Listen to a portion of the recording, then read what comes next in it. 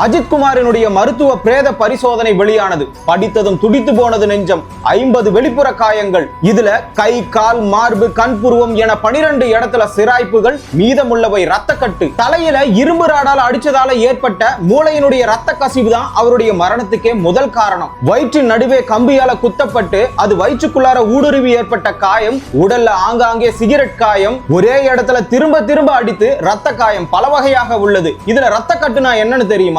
ஒரே இடத்துல கடுமையா தாக்கினா அந்த இடம் கருநிலமாக மாறும். இந்த சம்பவத்துல சிக்கிய தேச துரோகிகள் யார் தெரியுமா?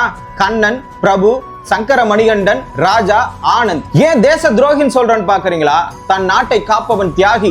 தன் நாட்டையும் காட்டி கொடுத்துட்டு தன் உடன் பிறந்தோரை, அதாவது குற்றமே செய்யாதவரை இரக்கமே இல்லாமல் கொன்றவன் தேச துரோகி தான். ஏண்டா, ராணுவத்துல எதிரி நாட்டுக்கிட்ட நம்முடைய ராணுவ வீரன் மாட்டிக்கிட்டா கூட எதிரி நாட்டுக்காரன் இந்த அளவுக்கு எல்லாம் சித்திரவதை பண்ணிருக்க மாட்டான்டா.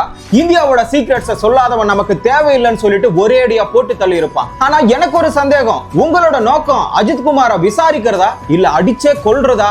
அட பாவிங்களா, இந்த பிரேத பரிசோதனையில எவனா இருந்தாலும் பாதி அடி வாங்கி இருந்தாலே திருடி இருந்தா ஒத்துக்கிட்டு இருப்பானடா.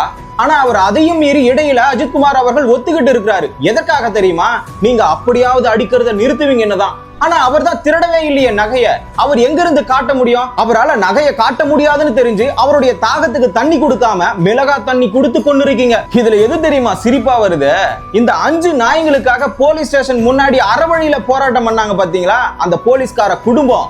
அதை நினைச்சாதான் சிரிப்பா இருக்கு. எல்லா அதிகாரிகளும் சொல்ல முடியாது. இது மாதிரி இருக்கக்கூடிய சில அதிகாரிகள் என்ன தெரியுமா பண்ணுவாங்க?